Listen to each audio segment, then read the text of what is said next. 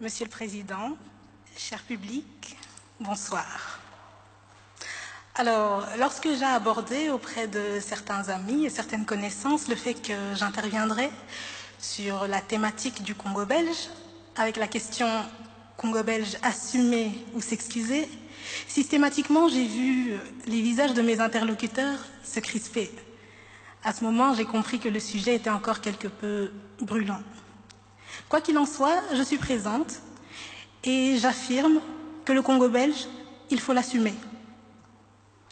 Assumer ne veut pas dire oublier. Assumer ne veut pas dire légitimer. Assumer ne veut certainement pas dire justifier. Assumer est le simple fait de s'enraciner dans le présent avec une pleine conscience du passé. Assumer, c'est donc dire qu'il y a eu des crimes, qu'il y a eu des pillages lors de cette colonisation.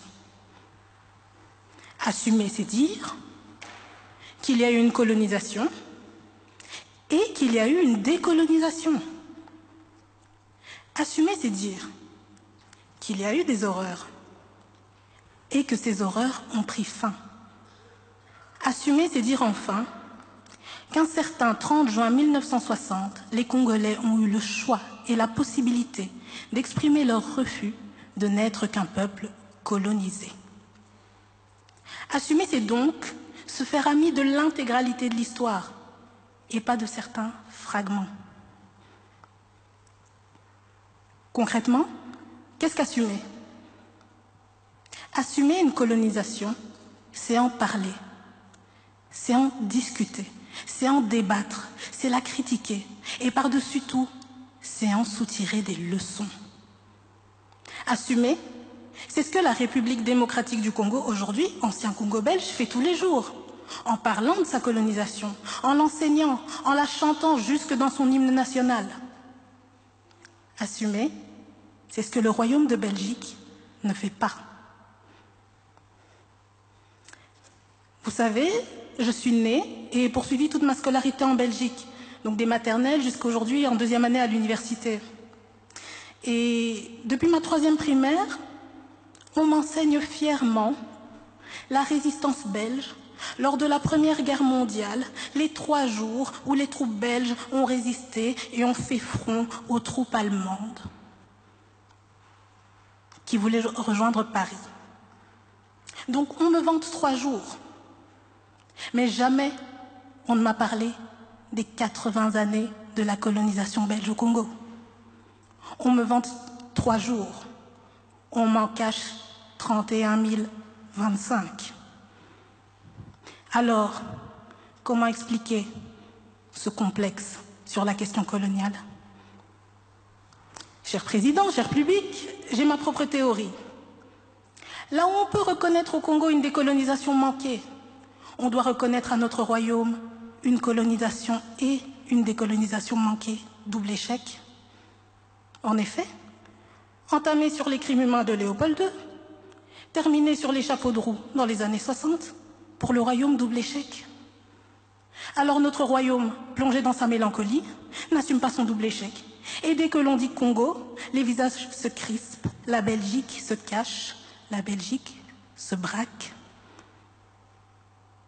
On comprend bien que ce n'est pas la Belgique qui hante le Congo, c'est bien le Congo qui hante la Belgique.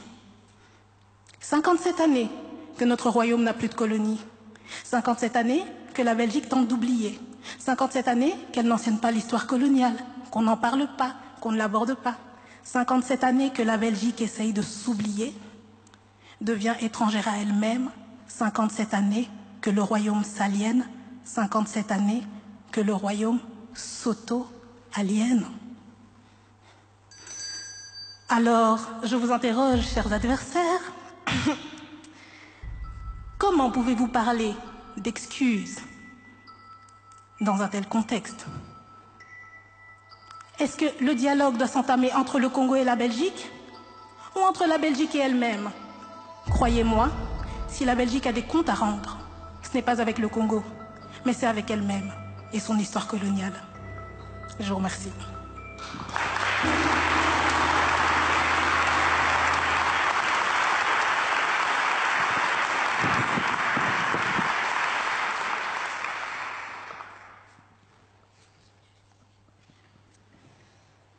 Monsieur le Président, Mesdames et Messieurs, le Congo belge, assumer ou s'excuser. Tout d'abord, j'aimerais commencer par une définition des termes. Assumer. Assumer nous vient du latin assumere, qui signifie prendre pour soi.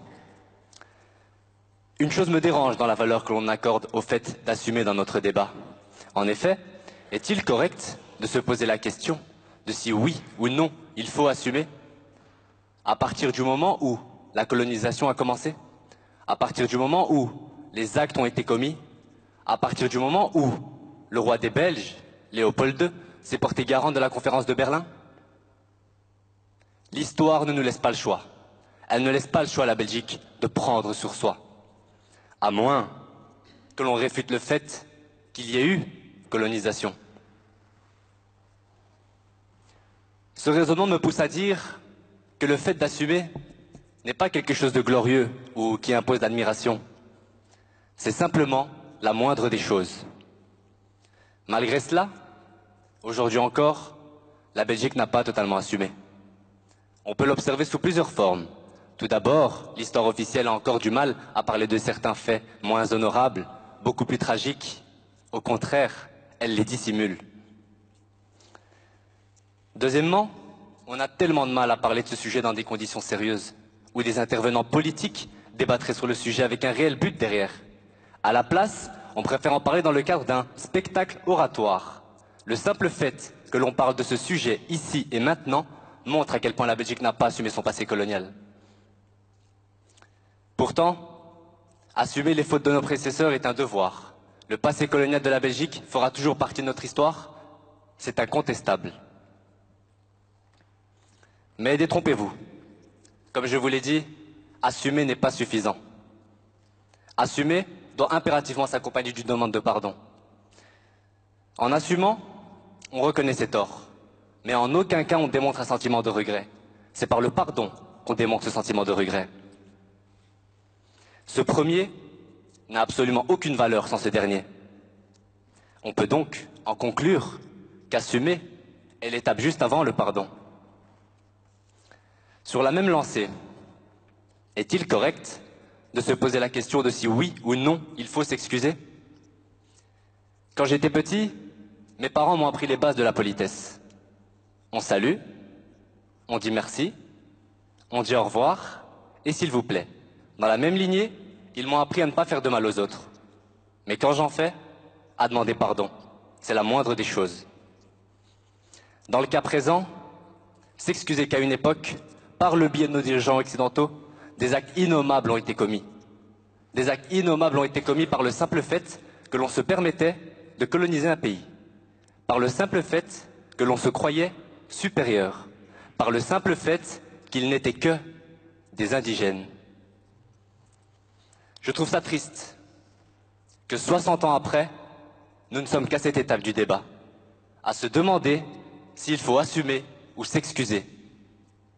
Imaginez que vous ayez vécu la colonisation, qu'elle vous a tout pris, humilié, torturé, et que plus d'un demi-siècle après, vous revenez et que vous constatiez que nous en sommes que là, à se demander s'il faut assumer ou s'excuser.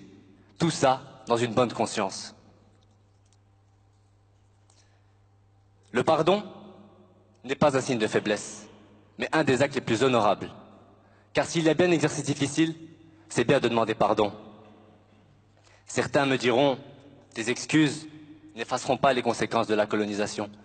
Tes excuses ne ramèneront pas les morts. Je suis bien conscient. Je suis bien conscient que tout ça ne nous rendra pas le Congo. Personnellement, moi, Amin Tahiri, je ne suis pas responsable de la colonisation. Je n'y étais pas. Mais nos ancêtres l'ont été. Nous sommes les héritiers de leurs erreurs passées. Je ne sais pas.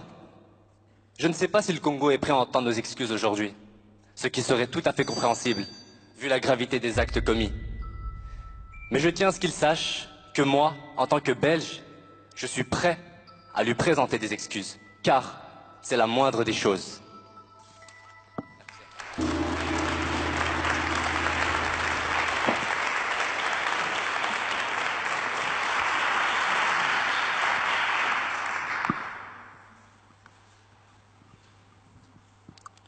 Mon cher ami, j'ai entendu votre argumentation.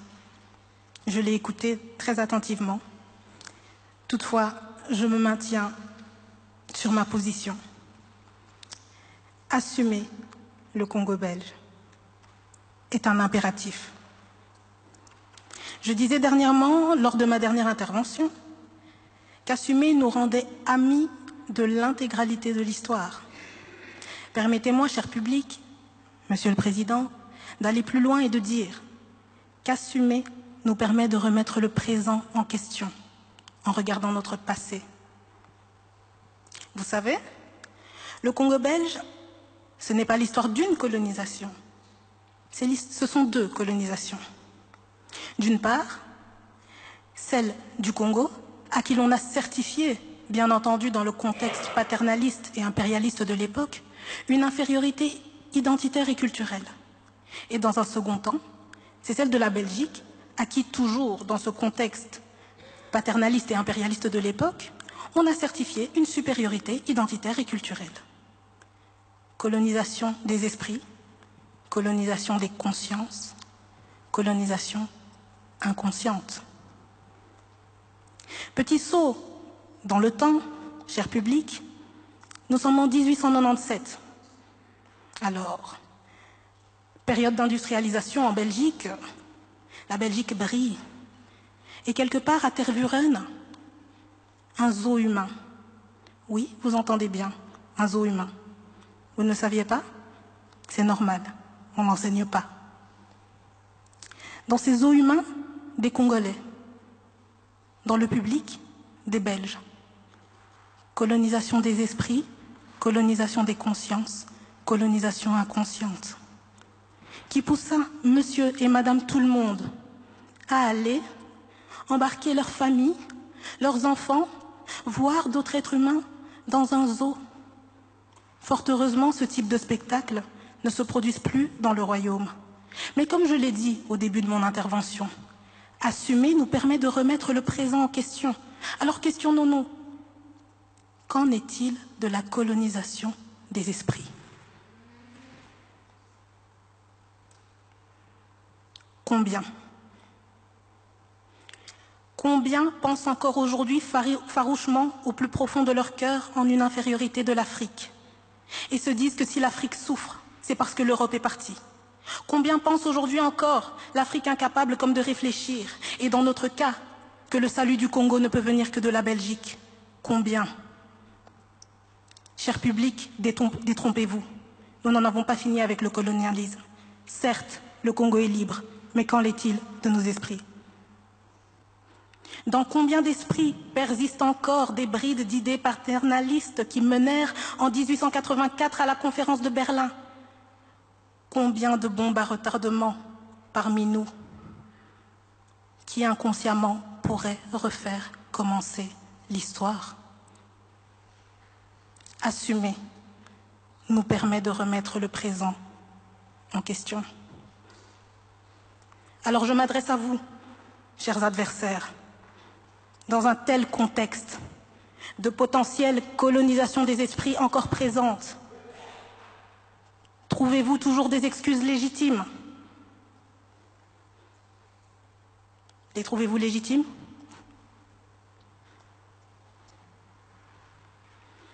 Ironie, hypocrisie ou naïveté? Ironie, hypocrisie ou naïveté que de tout ramener à des excuses dans un contexte si enchevêtré dans lequel il y a tant d'éléments à prendre en compte, le Congo belge. Des excuses pour tout résoudre? Des excuses pour tout résoudre?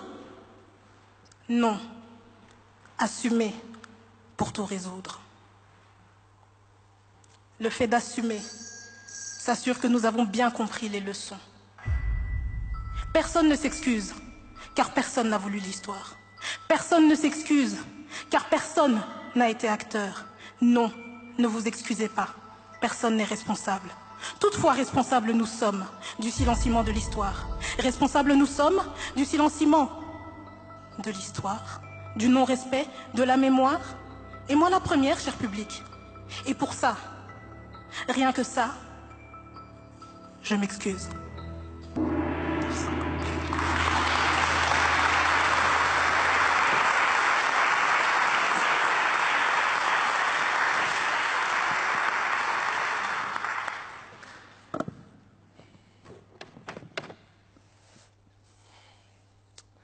Monsieur le Président, Mesdames et Messieurs, combattants de l'indépendance, aujourd'hui victorieux, je vous salue au nom du gouvernement congolais. À vous tous, mes amis, qui avez lutté sans relâche à nos côtés. Nous avons connu les ironies, les insultes, les coups que nous devions subir matin, midi et soir, parce que nous étions des nègres. Nous avons connu que la loi n'était jamais la même, selon qu'il s'agissait d'un blanc ou d'un noir. Qui oubliera les fusillades ou les cachots furent brutalement jetés, ceux qui ne voulaient plus se soumettre au régime d'injustice, d'oppression et d'exploitation. Durant ma première intervention, je soulignais que je trouvais prétentieux que 60 ans après, on en a encore à se demander s'il faut assumer ou s'excuser.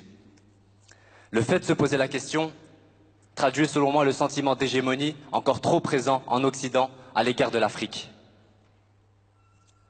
C'est tout ce dont mérite l'Afrique, c'est tout ce dont mérite le Congo après tant de souffrances, que l'on assume, que l'on s'excuse. Ces questions devraient être complètement désuètes à notre époque. Ce sentiment dont je vous parle, c'est ce sentiment de supériorité fortement présent durant l'époque coloniale. Aujourd'hui, on a l'impression qu'on a dépassé tout cela, que ce sentiment de supériorité n'est plus d'actualité. Et pourtant, on peut l'observer tous les jours, à travers le poids des pays africains au niveau politique, par exemple. On ne les prend presque même pas en considération. Quand j'ai commencé à préparer ce débat, et que l'on m'a imposé la position « s'excuser », la première question qui m'est venue en tête est « s'excuser, mais pourquoi ?» Je vous avoue que je ne connaissais pas grand-chose sur le passé colonial de la Belgique, et d'ailleurs, c'est toujours le cas. Est-ce normal? Est-ce normal que l'on ne m'a jamais enseigné le passé colonial de la Belgique, alors que j'ai fait toutes mes études ici? Patrice Lumumba a vu clair en disant « L'histoire dira un jour son mot ». Mais ce ne sera pas l'histoire que l'on enseignera à Bruxelles, à Paris ou à Washington, mais celle que l'on enseignera dans les pays affranchis du colonialisme. Je suis loin d'être le seul dans ce cas. Beaucoup ignorent ce qui s'est passé au Congo belge. Au Congo belge, on forçait les hommes à travailler en prenant leurs familles en otage. On coupait les mains des dissidents qui, courageusement, s'opposaient aux colons. Si on n'obtenait pas la quantité en caoutchouc demandée, on fusillait hommes, femmes et enfants. Pour en faire quoi? Des exemples. Le Congo belge, ce n'est pas des centaines, ce n'est pas des milliers, ce sont des millions de morts, des millions. Alors pour ça, je serais fier si mon gouvernement s'excusait au moins par des actes symboliques. Cela serait un bon point de départ à des collaborations saines avec la République démocratique du Congo. Au début de mon intervention, je vous ai récité le discours de Patrice Lumumba à l'indépendance du Congo en 1960. Ce discours a une grande valeur symbolique. Alors, pour lui rendre hommage à lui et au Congo, car c'est la moindre des choses, j'ai aussi envie de faire un acte symbolique. Pour les mains coupées, je m'excuse. Pour les humiliations à répétition, je m'excuse. Pour le travail forcé, je m'excuse. Pour les mères tuées, je m'excuse. Pour les pères tués, je m'excuse. Pour les fils tués, je m'excuse. Pour les filles tuées, je m'excuse. Pour l'esclavage, je m'excuse. Pour chaque larme versée, je m'excuse. Pour notre silence, excusez-nous. Merci à tous.